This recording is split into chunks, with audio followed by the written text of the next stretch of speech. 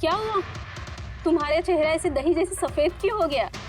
माला, मुझे छुपा ले। अरे माला क्या छुपा ले। कर रहे हो? छुप क्यों रहे हो? अरे क्यों छुप रहे हो? माला, ये क्या कर दिया तुमने रमेश? सारे फोन गिरा दिए मेरे। सर ये तो वही है।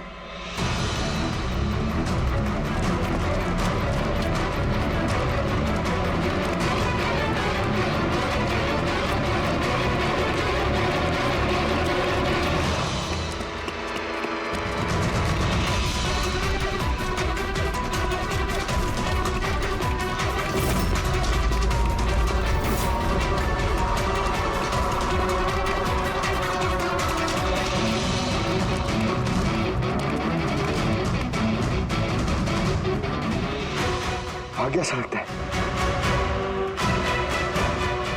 जाएगा कहाँ?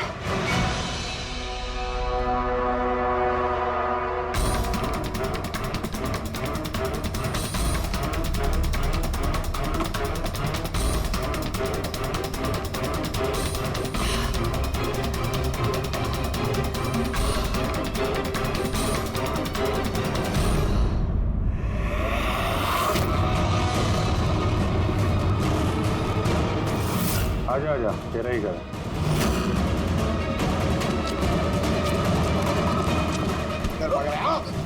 सीआईडी से भागना इतना आसान नहीं है। मेरी एक खासियत है, जब मुझे गुस्सा आता है मुजरिम का बुरा वक्त शुरू हो जाता है। तो बुरा टाइम शुरू हो गया सर। कहाँ से लाए सब? लाए नहीं साहब, खुद बनाया है। ये मशीन तूने बनाई है? बे चाय बनानी आती नहीं, मशीन बनाएगा? कहाँ से चोरी किया है? नहीं साहब, मैंने नहीं चुराया। सिर्फ चुराया नहीं है, खून भी किया तूने।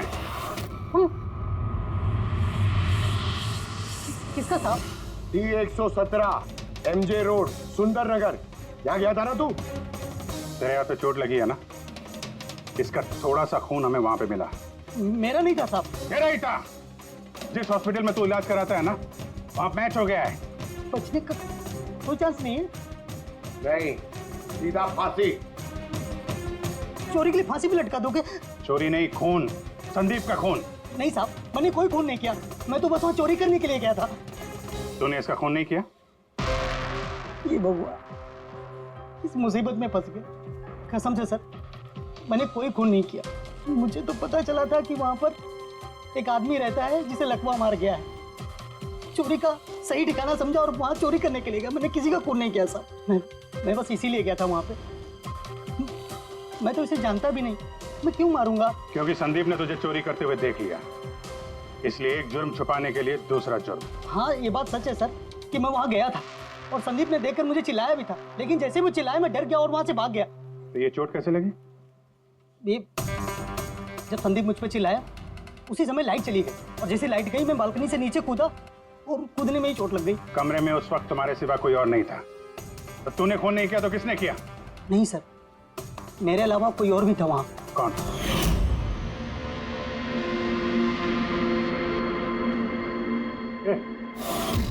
कौन है तू? हाँ? अंधेरे में चेहरा तो नहीं पहचान में आया, पर उसकी घड़ी चमक रही थी। घड़ी? संदीप ने तो कोई घड़ी पहनी नहीं थी। सर ये झूठ बोल रहा है, कोई आदमी नहीं था, कोई घड़ी नहीं थी। कोई था या नहीं, इसका जवाब तो वही दे सकते हैं। तो ज्ञान, आज कैसी तबीयत है इनकी? सर हमेशा की तरह ही है। सर आज आप इनसे सवाल पूछना चाहते हैं? शुरू करें। श्योर सर, लेकिन आपको जो भी पूछना है आप एकदम धीरे धीरे पूछिएगा ताकि वो आपके एक एक शब्द समझ पाए। हाँ ज्ञान जी, ये रमेश है, ये एक चोर है। जिस रात संदीप का खून हुआ था ये यहाँ पे चोरी करने के लिए आया था। इसका कहना है कि उस रात इसने यहाँ पे किसी और को देखा था।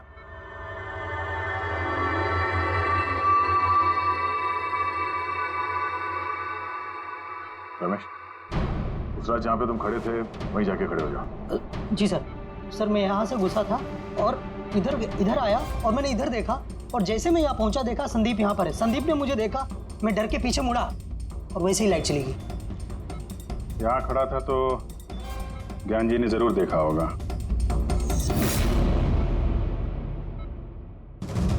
ज्ञान जी यहाँ पे था?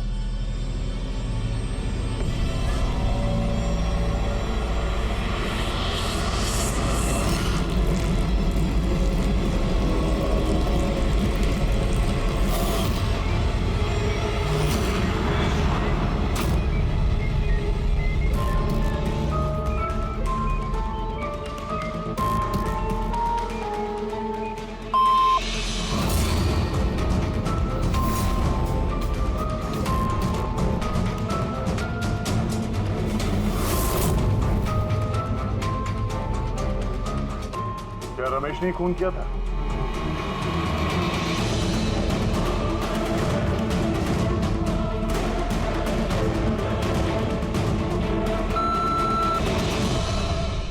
नो सर, नो का मतलब नहीं सर, मैंने बोला था ना नहीं मारा सर। हाँ ठीक है, इधर खड़े हो जाओ। ज्ञान जी, आपने खूनी को देखा है? आप जानते हैं खूनी को?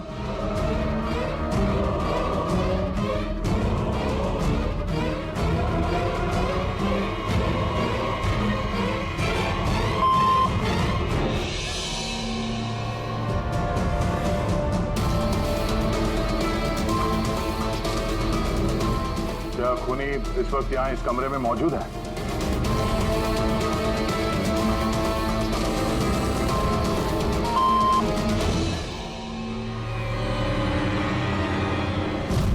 इसका मतलब खूनी हम में से कोई एक है। आपका कोई स्टूडेंट?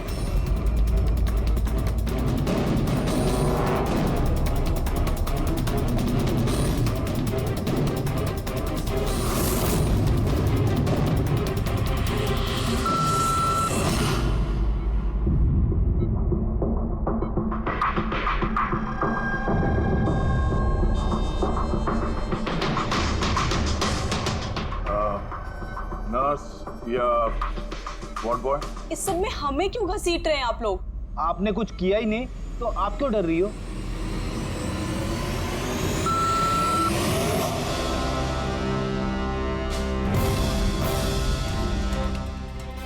जान जी, तब तो सिर्फ आपके घर वाले ही बचते हैं।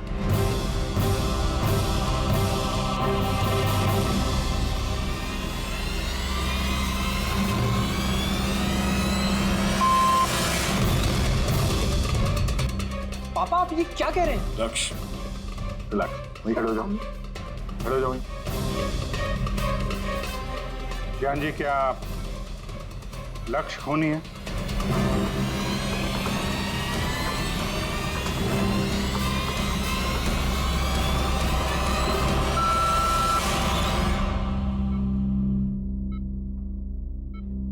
अब तो सिर्फ मैं बची हूँ, मैंने ही खून नहीं किया।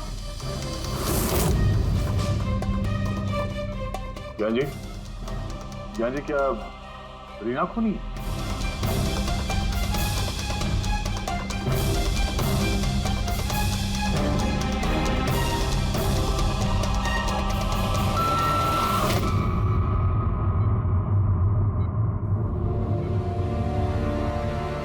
ज्ञान जी, आपने कहा था कि खूनी आपके परिवार में से है। कौन है वो?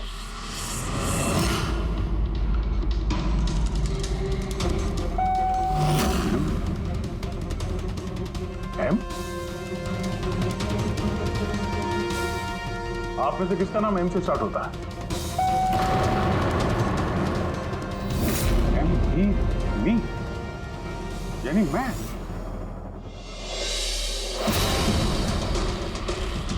जान जी, आप कह रहे हैं कि खून आपने किया है?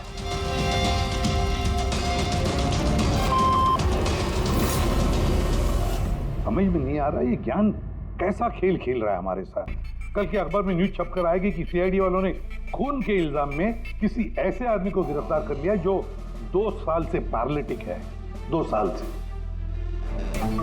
खूनी जरूर ज्ञान जी के आसपास का कोई है। वो उन्हें बचाने की कोशिश कर रहे हैं, पता नहीं क्यों। सारा इल्जाम सर पे ले रहे हैं सर वो। अगर कोई पास वाला आदमी हो तो वो चाकू ज्ञान के हाथ में क्यों देगा? किसी और के हाथ में देता। जिस पर हम यकीन कर सकते थे। और सर अगर किसी पे इल्जाम डाला भी है तो ये ज्ञान जी उसे बचा क्यों रहे हैं, जबकि ये संदीप जी उनके बहुत अच्छे दोस्त हैं, भाई से बढ़कर। वही तो, सबसे बढ़कर दोस्त, भाई से भी बढ़कर दोस्त। कुछ तो खटक रहा है दया, ये दोस्त है या दुश्मन? ज्ञान जी के बेटे ने बताया था कि संदीप जी उन्हें 2 सालों से लगातार पैसे भेज रहे थे। उनकी बीमारी में भी काफी साथ दिया था उन्होंने। और तो और सर, मर्डर वाली रात को संदीप जी 25 लाख रुपए का चेक लाए थे। अरे ज्ञान के घर वाले तो वही देखेंगे ना जो उन्हें दिखाया गया। अक्सर पर्दे के पीछे सच्चाई कुछ और ही होती है, कुछ और ही होती है। मगर सर पर्दे के पीछे की सच्चाई तो सिर्फ ज्ञान जी जानते हैं, और वो तो सच बताने से रहे। ज्ञान जी सच्चाई नहीं बताएंगे तो क्या होगा बॉस? उनका दिमाग तो सच्चाई बता सकता है। मुझे ज्ञान जी का दिमाग चाहिए। ज्ञान जी का दिमाग ला करके दो, फिर देखो चुटकियों में हम खूनी तक पहुंच जाएंगे बॉस। अब सालू के साहब, ये कैसी डिमांड कर दी आपने? किसी का दिमाग कैसे ला सकते हैं हम? क्यों नहीं ला सकते हम फ्रेडी? इस केस में, ज्ञान के केस में तो उसका दिमाग हम तनख्वाह को लाकर दे सकते हैं, क्योंकि पिछले 2 साल में ज्ञान के दिमाग में जो भी चल रहा है सब उस बीसीआर मशीन में छप रहा है। Exactly boss. और ये मशीन ही हमें बताएगी कि ज्ञान जी में और संदीप में क्या और कैसा रिश्ता था। हाँ रेडी, सारा डेटा लेकर आओ बीसीआर मशीन का। और दया सर, उस रमेश को वहां लेकर जाओ ज्ञान के घर पर, और वहां जितने भी लोग मौजूद थे उन सब की घड़ियां चेक करवाओ। सर आप लोग अब भी हम पे शक कर रहे हैं? हाँ, और तब तक करते रहेंगे जब तक असली खूनी मिल नहीं जाता। मगर ज्ञान सर ने बता तो दिया कि हम सब निर्दोष हैं, तो फिर? हो सकता है उन्होंने झूठ बोला हो तुम में से किसी को बचाने के लिए। तो अब आप असली खूनी को कैसे ढूंढोगे? सीआईडी ने जिम्मा मुझ पे सौंपा है, क्योंकि उस रात मैंने खूनी की घड़ी देख ली थी। लेकिन उस रात तो कमरे में अंधेरा था, तुमने घड़ी कैसे देख ली? मैडम, इस दुनिया का बेस्ट चोर हूँ मैं। जिस चीज पे नजर डालता हूँ दिमाग में कुंडली छप जाती। तो दुनिया के बेस्ट चोर जी काम पे लग जाओ।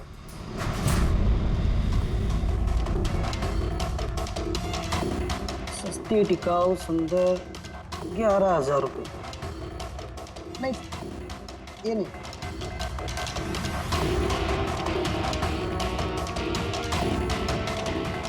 नहीं सर, जरा आप हाथ दिखाएंगे? ये भी नहीं, तो बिल्कुल बेकार है। ओ हेलो, बेकार है? 2 लाख की घड़ी है ये। अरे मैडम, 2 लाख रुपए वाली की कॉपी है, ये डुप्लीकेट माल है। चूना भट्टी में इसका गोदाम है, 1500 रुपये में दिलवा दूंगा मैं। हाँ दिख,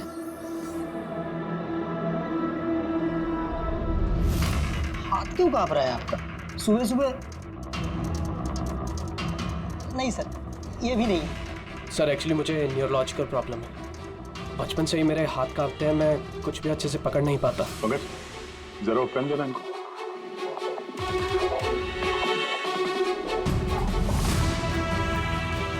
ठीक से पकड़िए हाथ। ये तो पेन भी नहीं पकड़ पा रहा है। सर एक्चुअली ज्ञान सर मेरी यही प्रॉब्लम सॉल्व करना चाहते थे। वो इससे रिलेटेड रिसर्च भी कर रहे थे, लेकिन शायद किस्मत को ये मंजूर नहीं था, और ज्ञान सर की कार का एक्सीडेंट हो गया।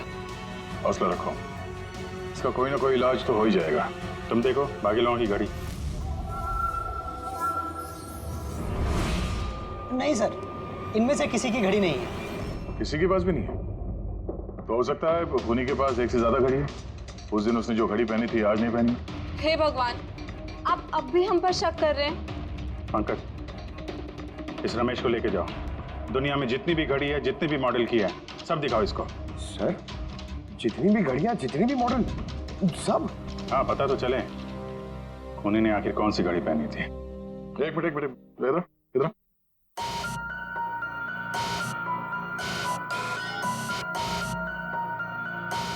हेलो,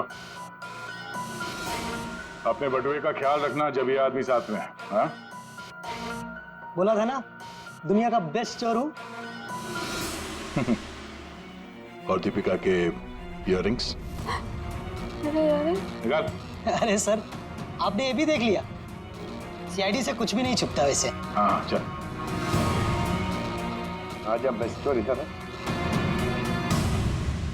आप लोग ये बताइए, ज्ञान जी की और संदीप के बीच में कुछ प्रॉब्लम थी क्या? सर बहुत अच्छा रिश्ता था। तो फिर ज्ञान जी ने संदीप के खून का इल्जाम अपने सर पे क्यों लिया था? उन दोनों के बीच में कोई टेंशन हुई थी? नहीं सर, टेंशन तो नहीं थी, लेकिन एक बात पे बहस ज़रूर हुई थी। एक्सीडेंट के ठीक पहले उनकी बीसीआई मशीन एक मोड़ पे अटक गई थी और कोई सोल्यूशन नज़र नहीं आ रहा था सर।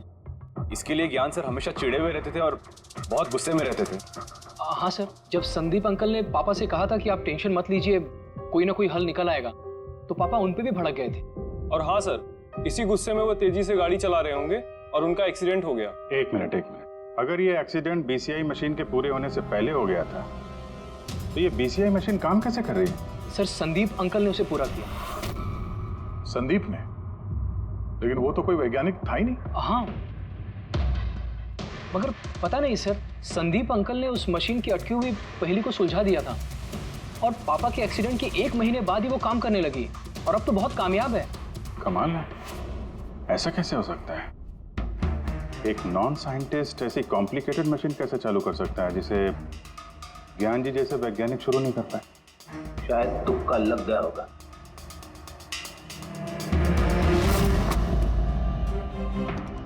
माय गॉड, पिछले 2 साल का इतना सारा डेटा निकाला ज्ञान जी। हाँ बॉस, और इस डेटा का सारा ताना बाना जोड़ करके ये पता लगाना पड़ेगा कि आखिर वो क्या चीज थी, क्या विचार था जो ज्ञान जी हमसे छुपाना चाहते थे। एक एक शब्द, एक एक अक्षर जोड़ करके उसका पैटर्न बना के पता लगाना पड़ेगा। चलो आ जाओ सब लोग, रेडी।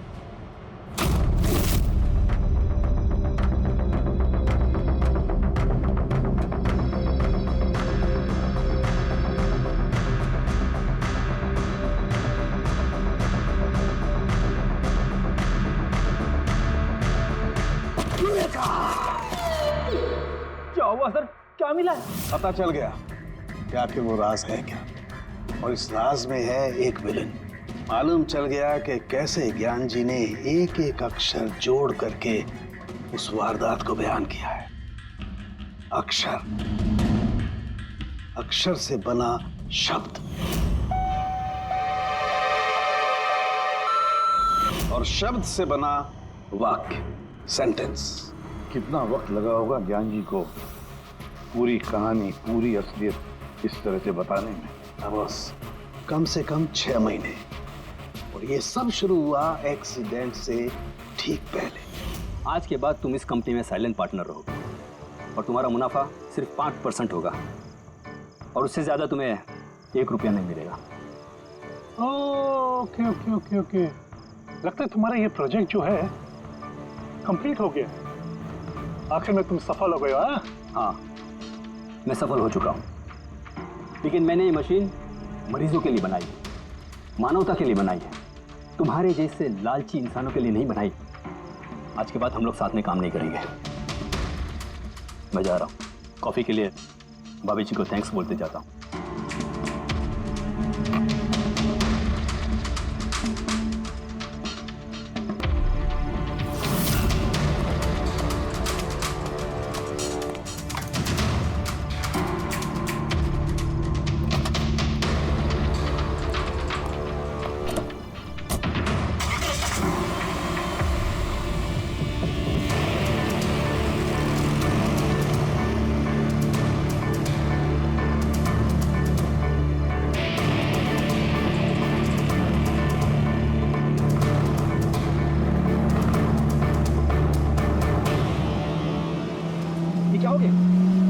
गाड़ी की ब्रेक क्यों नहीं लग रही? ब्रेक को क्या हो गया?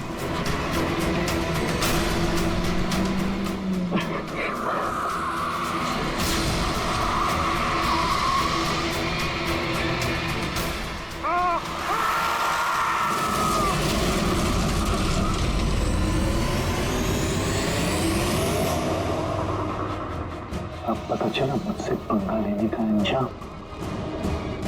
मुझे 5% देने वाला था ना, तो अब देख, मैं तुझे 5% दूंगा जिंदगी भर। मतलब संदीप जो दोस्ती जता रहा था, तो एक मुखौटा था दुनिया के लिए, और सर अगर ये सारे डेटा इन कागजात में लिखे हुए हैं तो इसका मतलब ये है कि ज्ञान जी ने ये बात अपने दिल में नहीं रखी है। किसी न किसी को संदीप की असलियत के बारे में जरूर बताई होगी।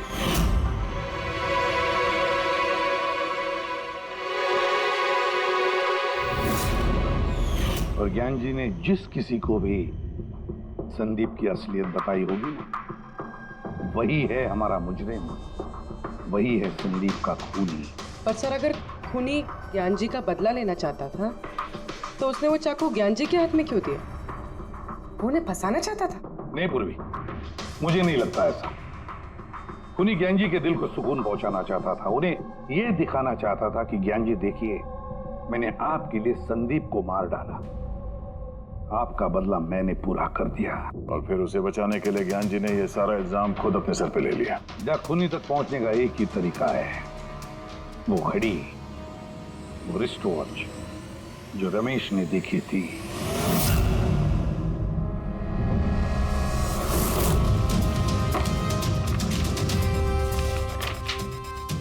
अरे भाई जल्दी कर, इतना टाइम नहीं हमारे पास। देख रहा हूँ। क्या हो गया सर? क्या रमेश, मजा आ रहा है या नहीं? बस सर, मैं आपके हाथ जोड़ता हूँ, अब और घड़ियां नहीं देख पाऊंगा। इन्होंने मुझे 10,000 से ज्यादा मॉडल दिखा दिए, मेरा सर फटा जा रहा है सर। जब तक वो घड़ी का मॉडल नहीं मिलता ना, देखो घर नहीं जाने देंगे हम लोग। सर क्या कर रहा है? सर भगवान के लिए मुझे जाने दीजिए, मैं आगे से कभी चोरी नहीं करूंगा सर, मुझे घर जाने दीजिए। उठो उठो उठो उठो, चलो पता तो चले कि उस रात तुमने वहां पे कौन सी घड़ी देखी थी। हाँ? अब और कितनी घड़ियां देखूंगा सर, एक एक ब्रांड का एक एक मॉडल देख चुका हूँ, इनमें से कोई घड़ी नहीं है वो। तो कोई मॉडर्न घड़ी थी क्या? हाँ मैडम, शायद मॉडर्न घड़ी थी तो घड़ी, लेकिन वो दिख घड़ी की तरह नहीं रही थी। क्या कहा? मॉडर्न घड़ी थी लेकिन दिख नहीं रही थी, घड़ी जैसी? हाँ। देखी है ना घड़ी, तो ड्राइंग बनवाओगे? जी जी। ठीक है पूर्वी, इसे स्केच बनवा लो। सर। हाँ सर ये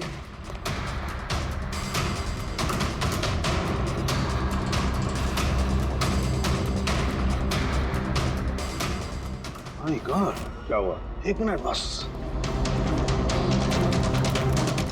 तो जैकपॉट हाथ लग गया है। रमेश इधर आओ। जी। गौर से देखो, यही थी वो गाड़ी? यही थी सर, बिल्कुल यही थी सर।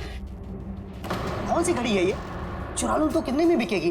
पैसे नहीं मिलेंगे, रुपए मिलेंगे, लाखों रुपए मिलेंगे। इतनी महंगी घड़ी है ये? घड़ी नहीं, इसे सेटला कहते हैं, सेटला। सेटला? अब तो बॉस खूनी कौन है मैं ये भी बता सकता हूँ। ज्ञान सर देखिए, आपके पसंद के फूल, अफ्रीकन डेजी। आपको इस रंग के फूल बहुत अच्छे लगते हैं ना? सर ये बारिश भी बड़ी कमाल की चीज है। पिछले साल तो बिल्कुल भी नहीं, और इस बार इतनी हुई कि कई जगह पर बाढ़ आ गई।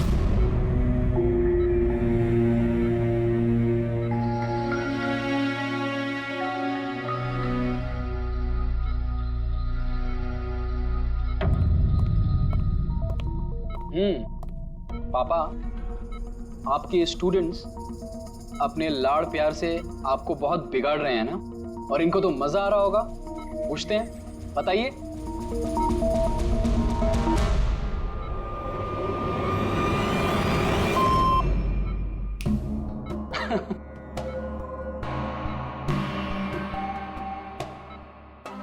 अरे ये मैले कपड़े हैं ना, लाइए मुझे दीजिए। आदर्श मैं आता हूँ।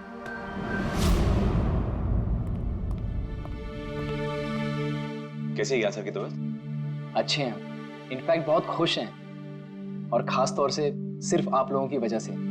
अगर आप लोग रोज यहाँ नहीं आते तो ये बीमारी तो उनको खा ही जाती। लक्ष्मी भैया ऐसे मत बोलिए, ज्ञान सर तो हमारे पिता से भी बढ़कर हैं। बिल्कुल ठीक, और हमने जिंदगी में जो कुछ भी सीखा है वो सर की बदौलत ही तो सीखा है। हाँ, मगर फिर भी अगर आप लोगों का सहारा नहीं होता तो हम दोनों अकेले पापा जी की इतने अच्छे से देखभाल नहीं कर पाते।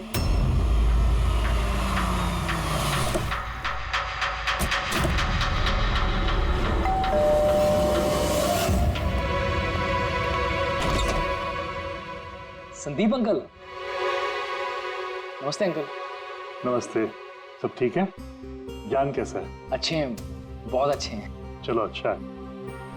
बेटा, ज्ञान के लिए ये लाया था।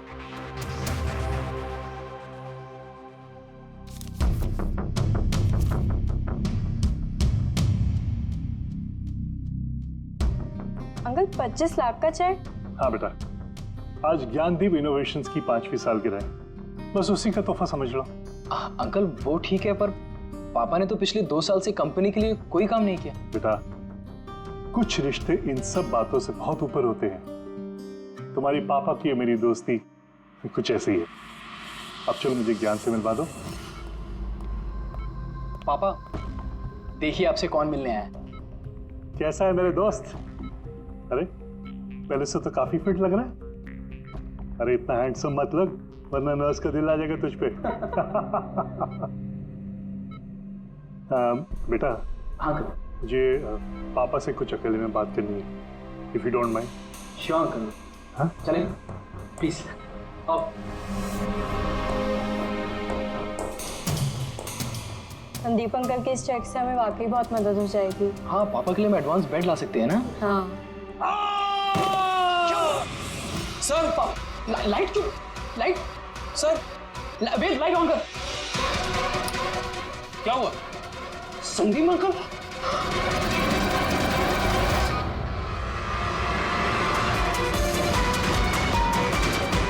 आई think is dead. Gyan sir, आप तो ठीक है ना? ये चाकू ज्ञान सर के हाथ में?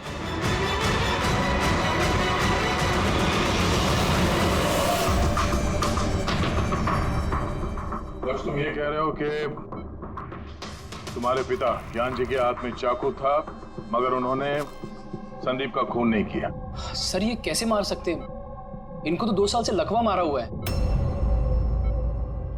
इन्हें CLIS है, कंप्लीट लॉक्ड इन सिंड्रोम। जी सर, इस स्थिति में शरीर का कोई भी मसल नहीं हिलता, यहाँ तक कि आंखें भी नहीं झपका सकते। इन्हें लकवा मारा कैसे? सर 2 साल पहले पापा का एक्सीडेंट हो गया था। कमाल है, 2 साल पहले एक्सीडेंट हुआ, तब से ये बिस्तर पे है, तो फिर इनके हाथ में चाकू कैसे आया? सर ये नामुमकिन है, खून ज्ञान सर ने नहीं किसी और ने किया। अरे मगर चाकू तो इनके हाथ में था ना? शायद कुनी ने थमा दिया होगा। इसका मतलब है कि इस कमरे में ज्ञान जी और संदीप के अलावा कोई तीसरा आदमी भी था? नहीं सर, हम सब तो नीचे थे। हाँ सर, और कमरे में तो कोई भी नहीं था। इसका मतलब तुम ये कहना चाह रहे हो कि ये खून ज्ञान जी ने किया? नहीं सर, मैंने ऐसा तो नहीं कहा। क्या मतलब है तुम्हारा? संदीप ने खुद अपने आप को चाकू मारा और उसके बाद मरने से पहले ये चाकू इनके हाथ में थमा दिया है? कहीं ऐसा तो नहीं कि ज्ञान जी को लकवा मारा ही ना हो, सिर्फ एक्टिंग कर रहे हो? सर आप ये क्या कह रहे हैं? जो आपने सुना, अगर आपको कोई एतराज न हो तो हम आपके पिता को एक बार फिर से चेक करना चाहते हैं। कर लीजिए, हम झूठ थोड़ी कह रहे हैं। देख लेते।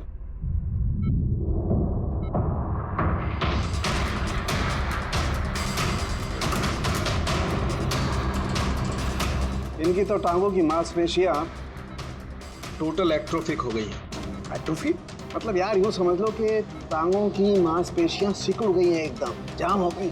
मतलब अगर ये चाहें तो भी 1 इंच भी इस पलंग से हिल नहीं सकते। सर अब तो आपको यकीन हो गया ना कि मेरे पापा ढोंग नहीं कर रहे हैं? इतना तो तय है कि उस दौरान कोई तीसरा भी था यहाँ पे।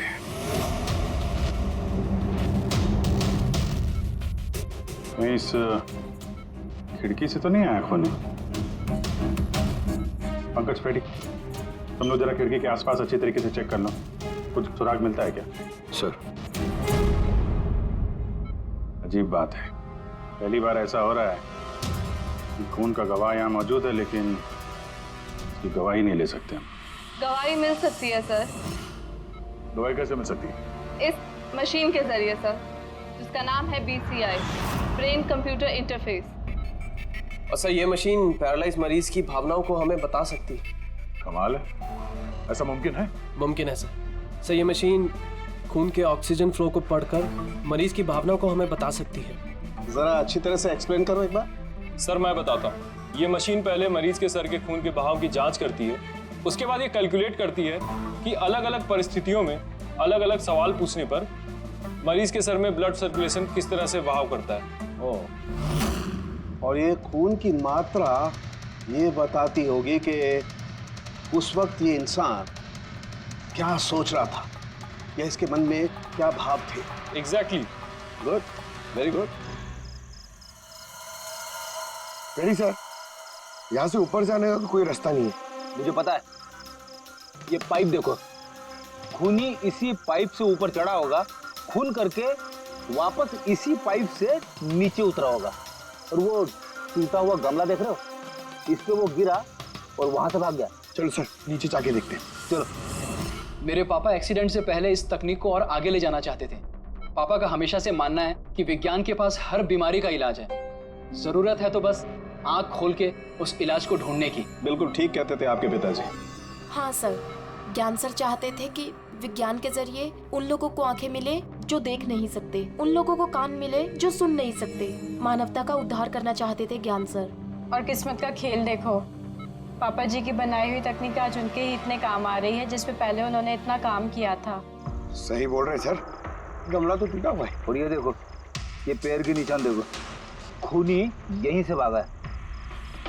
सर ये देखें, खून है सर।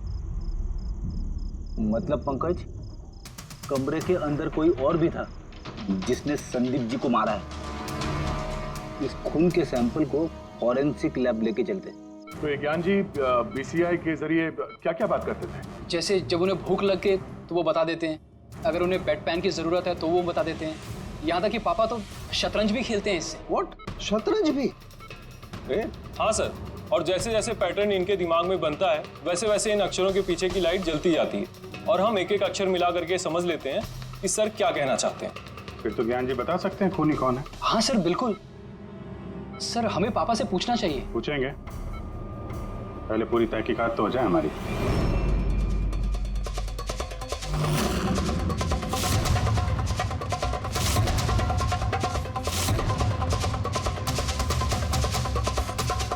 माता रिका, चाकू पर से कुछ मिला? और सिर्फ मिस्टर ज्ञान के उंगलियों के निशान मिले उस पर, और किसी के भी नहीं।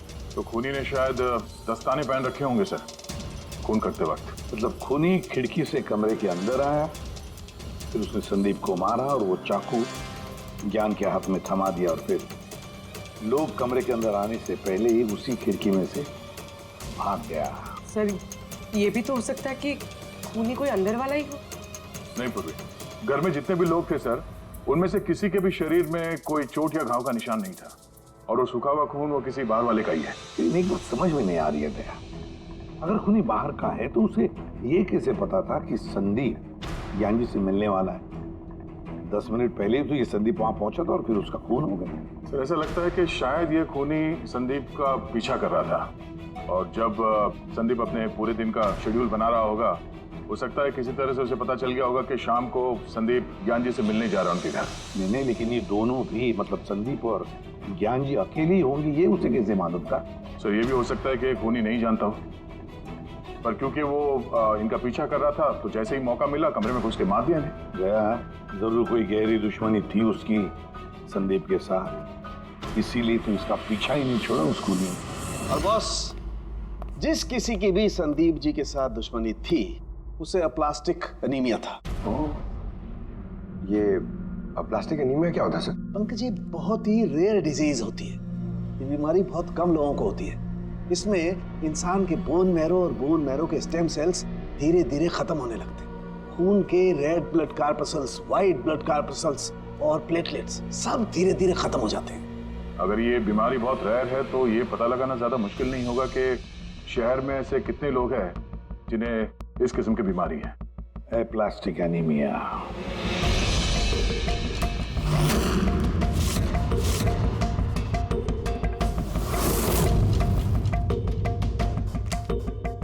अरे कुछ मिला? हाँ सर, इस शहर में कुल मिला के 45 ऐसे पेशेंट्स हैं जो इस रेयर बीमारी के शिकार है सर। उनमें से 16 लोग तो देश में है ही नहीं, मतलब बचे 29। उनमें से 14 ऐसे लोग हैं जो बुजुर्ग हैं सब, मतलब ऊंची बालकनी में कूद नहीं सकते हैं। तो 15 बच गए। उसमें से 7 बच्चे हैं जो 12 साल से कम उम्र के हैं, मतलब बचे 8। हाँ सर, और 8 में से 4 तो ऐसे हैं जो बहुत ज्यादा मोटे हैं सर। ये देखिए, ओह, ये ना तो उस बालकनी पे चढ़ सकते हैं ना कूद सकते हैं, नामुमकिन है। मतलब दया, हमारे पास 4 सस्पेक्ट्स है। 4? हाँ सर। कौन कौन है वो? सर लीला, रमेश, सुनील और हेमंत। लीला, रमेश, सुनील और हेमंत। पूर्वी, सर। जरा देखो तो हमारे क्रिमिनल डाटाबेस में कोई पुराना पापी है क्या?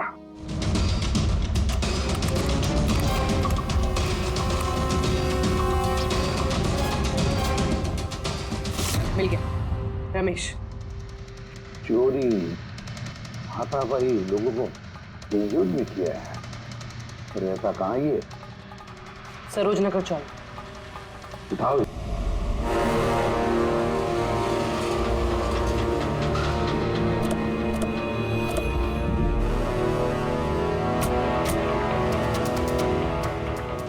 आप जरा अपने पति को बुलाइए। पर आप हैं कौन? आप बुलाइए उनको, वो जानते हैं हम लोग। सोनू, सोनू एक मिनट बाहर आना, आपसे मिलने कोई आया है।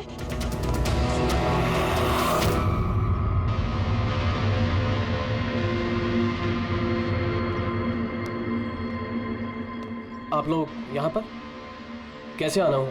कुछ नहीं, तुम्हारे घर के सामने से गुजर रहे थे तो सोचा मिलते चले। मैंने कई हिंदी फिल्मों में सुना है। मिलते चले नहीं, तुम्हें गिरफ्तार करते चले। गिरफ्तार? लेकिन वो किस लिए? संदीप का खून किया तुम्हारे पति ने। सर मैंने आपको बोला तो। ये देखिए, अब मैं पानी ठीक से नहीं पी सकता, मैं किसी का मर्डर कैसे करूंगा सर? खून तो किया है और इन्हीं कांपते हाथों से किया है। कहाँ है वो सेटला वॉच? घड़ी कहाँ है? सर आप लोग किस घड़ी की बात कर रहे हैं सर? मुझे कुछ नहीं पता है। अभी पता चल जाएगा तुम्हें किस घड़ी की बात कर रहे हैं। घड़ी पंकज, घर की तलाशी लो। पंकज ऊपर जा, मैं बेडरूम में जाता हूँ।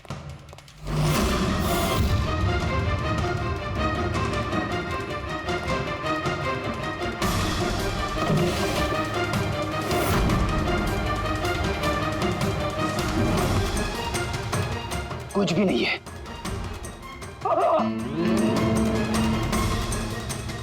क्या चुभा है? सर, सर तकिए के अंदर कुछ है। तकिए के अंदर?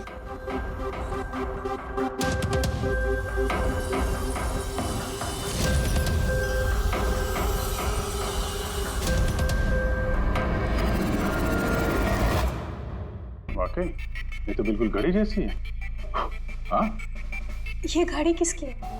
और यहाँ तकिए में क्या कर रही है? मुझे क्या पता, जिस दुकानदार से तकिया खरीदा था उसकी होगी। पहनो इसे। सर मैं किसी की घड़ी क्यों पहनूं सर? घड़ी पहनते हो या हथकड़ी पहनाओ? अभिजीत एक काम करते हैं, पहले से घड़ी पहनाते हैं, हथकड़ी तो अपने आप लग जाएगी। हाँ, ला वो घड़ी निकाल। सर,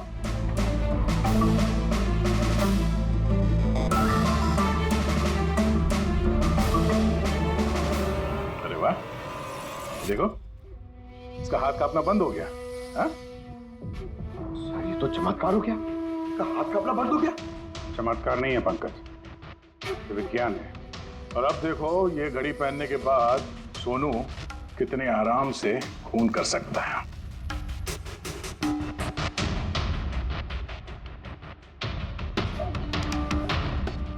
सर मगर ये घड़ी काम कैसे करती है सर? इसे सेटला कहते हैं पंकज। मोशन सेंसर और आर्टिफिशियल इंटेलिजेंस तकनीक से बनाई गई है ये घड़ी। जिनको ट्रेमर की बीमारी होती है ना, उनके लिए है। हाथ कांपते हैं जिनके। सिर्फ एक मकसद था मेरा, पतला और सिर्फ पतला। ज्ञान सर ने मुझे बीसीआई के जरिए सब कुछ बता दिया था। कसम खाता हूं मैं सर, मेरी जिंदगी की एक एक सांस पर आपके दुश्मन की मौत लिखी है। इसे आप मेरी तरफ से एक छोटी सी गुरु दक्षिणा समझना। उस दिन कंपनी की सालगिरह थी और हमें पता था कि संदीप वहां पर जरूर आएगा। हर बार की तरह वो ज्ञान सर के जले पर नमक छिड़केगा। ज्ञान सर से बात करने से पहले वो हमेशा सबको बाहर निकाल देता ताकि वो ज्ञान सर को चढ़ा सके। लेकिन इस बार उसे ये नहीं पता था कि उसकी मौत उसका इंतजार कर रही है। आज हमारी कंपनी की 5वीं सालगिरह है। जब नेहा, संदीप, रीना और वो वार्ड बॉय और नर्स कमरे से बाहर निकले तो किसी का ध्यान नहीं गया कि मैं उनके साथ नहीं। देखो कैसा दोस्त हूं मैं। A promise is a promise, my friend. And you know, as I... कौन है तू? हाँ? फिर मैंने बिजली बुझा दी और ज्ञान जी के सामने ही संदीप के सीने में चाकू घोंप दिया। और फिर मैंने चाकू से फिंगरप्रिंट मिटाए और ज्ञान सर के हाथ में चाकू थमा दिया, और इससे पहले कि उन्हें कुछ पता चलता उन्हीं के साथ में शामिल हो गया। प्लान तो अच्छा था तुम्हारा, पर बुरी किस्मत, रमेश वहां आ गया चोरी करने और उसने तुम्हारी ये घड़ी देख ली। वैसे भी सर, खुदा छिपाएगा छिपा, रमेश नहीं भी आता तो आज नहीं तो कल आप मुझे पकड़ ही लेते। इतने ही समझदार हो तो फिर ऐसा गुनाह किया क्यों? ज्ञान सर का कर्ज चुकाने के लिए। ये घड़ी सिर्फ घड़ी नहीं, मेरे जैसे इंसान के लिए नई जिंदगी है। ये जिंदगी मुझे ज्ञान सर ने दी। उन्होंने मुझे हौसला दिया कि मैं भी विज्ञान के क्षेत्र में तरक्की कर सकता हूँ। तो जैसे उन्होंने तुम्हारी बीमारी का समाधान निकाला था, तुम भी ऐसा कुछ करके समाज की भलाई के लिए काम करते। मगर तुम उजाले की तरफ जाने के बजाय अंधेरे की तरफ चल निकले, और इतने गहरे अंधेरे की तरफ जहां उम्मीद की एक किरण भी नहीं है। अगर कुछ है, सिर्फ और सिर्फ फांसी का फंदा।